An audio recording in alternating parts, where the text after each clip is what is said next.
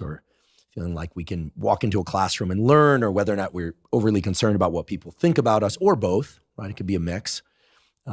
Whether or not we can embrace novel environments in safe and adaptive ways, whether or not we can grow from them, as opposed to whether or not we can be overtaken by them or perhaps even injured, harmed psychologically, physically, or both.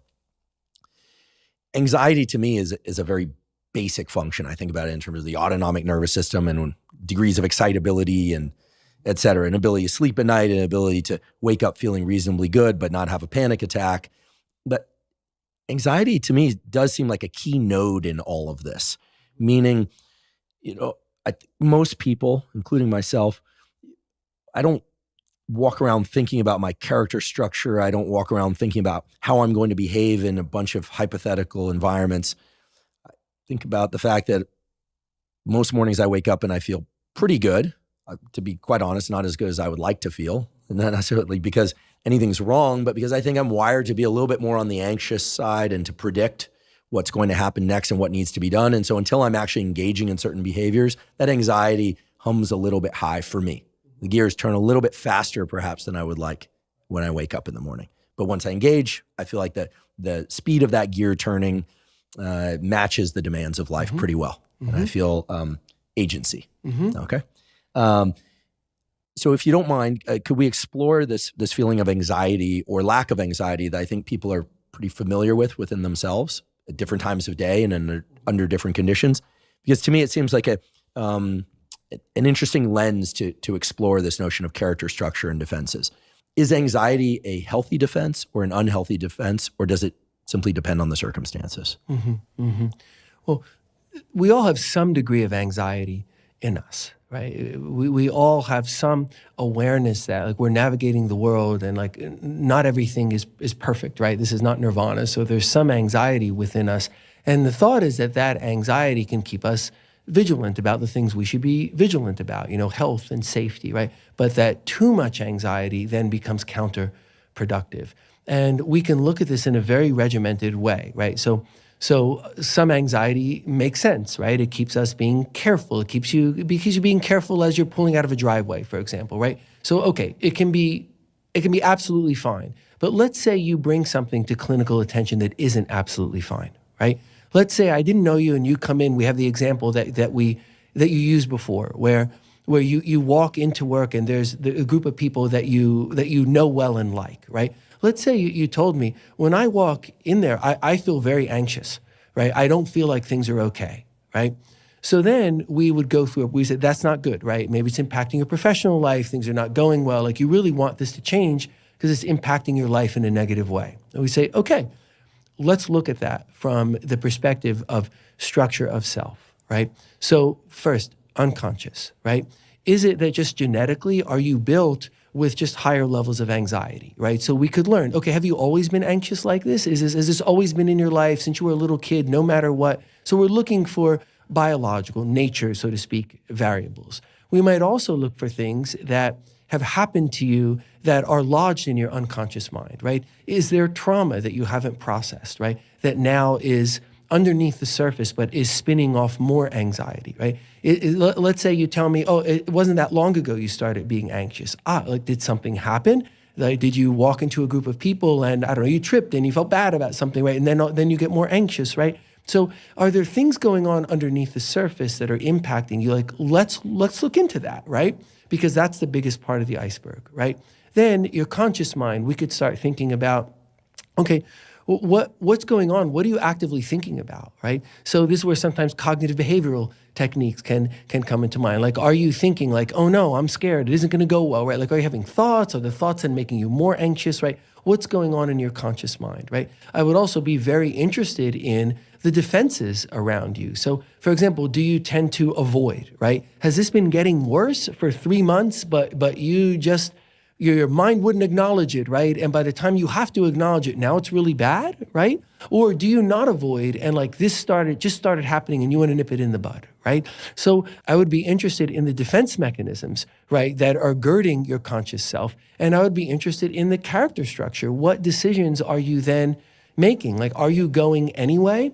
right? Are you having trouble so sometimes you avoid? Are you then making decisions that make you late and that causes problems? How does it impact you once you're there? Are you engaging differently with people, doing your work differently? So I want to understand the character structure, and ultimately you understand all of this by probing the self that's riding along on top of it. And then what is the experience of that self? Like, do you see that, okay, this is a problem and I want to address it, but like, look, I know that I'm good at what I do. And, I mean, this isn't some like awful thing about me. I just have to deal with it, right? Or is your self impacted where you start thinking, maybe I can't do this anymore. I'm not good enough. Or, we want to understand what's the experience of the self, right? And if we do all of that, how is it that we don't get to a place where we can understand that anxiety, right? And we can make things better. So just like in physical health, okay, maybe we can't, but that is a dramatic outlier. If we bring ourselves to bear, we would say,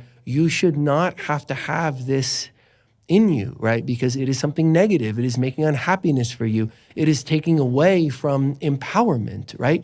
And it's also taking away from humility, right? Because if someone's beating up on themselves, you're beating up on yourself about it, then that's not humility, right? Then that's being sort of falsely persecutory, right? It's not an honest humility to that. It leads us away from health. So it's like, we don't want it to be this way, right? Because that is working against agency and gratitude, so we can understand it and we can go after it and make it better.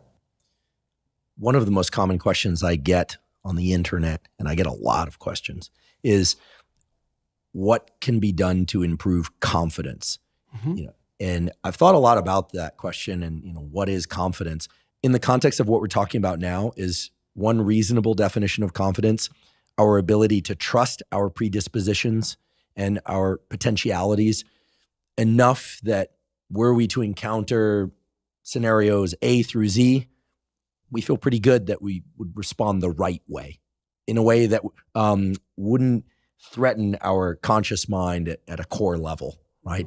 That we wouldn't, I used to use the term and joke a lot in my laboratory with the phrase, dissolve into a puddle of our own tears, right? Mm-hmm. It's kind of this like hyperbolic explanation of what I think many people fear. Like they're going to be called upon to answer a question publicly or give a speech, or they're going to be at a critical moment in a relationship or something, and just everything is just going to go so badly wrong that it's just going to dissolve them as a person. It's impossible, right? Dissolve in a puddle of our own tears is impossible, but I think that's a fear that a lot of people live with, because we can get into this a little bit later, and we will, I'm sure, this notion of like protecting one's ego it seems really vital to being a human being at some level. Like we don't want to dissolve into a puddle of our own tears. So is confidence the ability to trust ourselves in a bunch of different contexts?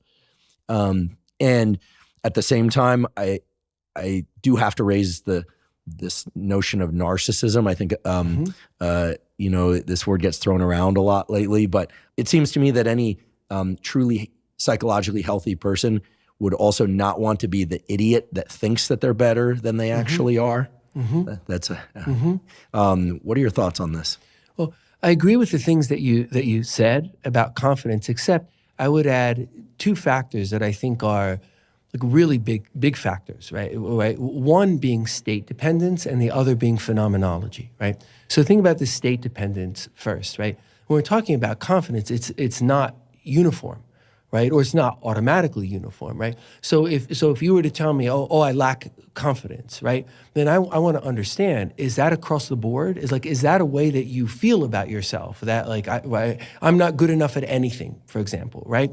Or do you lack confidence in a specific area, right? And this is often the case, right? And it's a huge difference, right? It says that person has the machinery of confidence, so to speak, right? They have the potentialities and the predispositions for confidence, right? When that character structure, the self built upon it, is engaging with the world, right? But they're not able to bring it to bear in a certain special situation, so to speak. So for some people, for example, the way we most often see this is like the carve out of romance, right? Where because it's so emotionally laden, right? And like rejection can feel so bad, right? That we can see people who are very confident in many, many aspects of life, but they are very diffident about romance. And they'll say diffident, oh, it never works out for me, or no one will ever like me, right? And you see like, that's not how that person actually feels, right? About themselves as a whole human being, right? Which is then we are coming at how to make that better in a way that's very robust, right? We might say something like, hey, here's the good news is you have the tools and the machinery that you need, right? You're confident in so many ways, right? In fact, maybe in all ways except this one. So let's go take a look at like, why is that special? Right?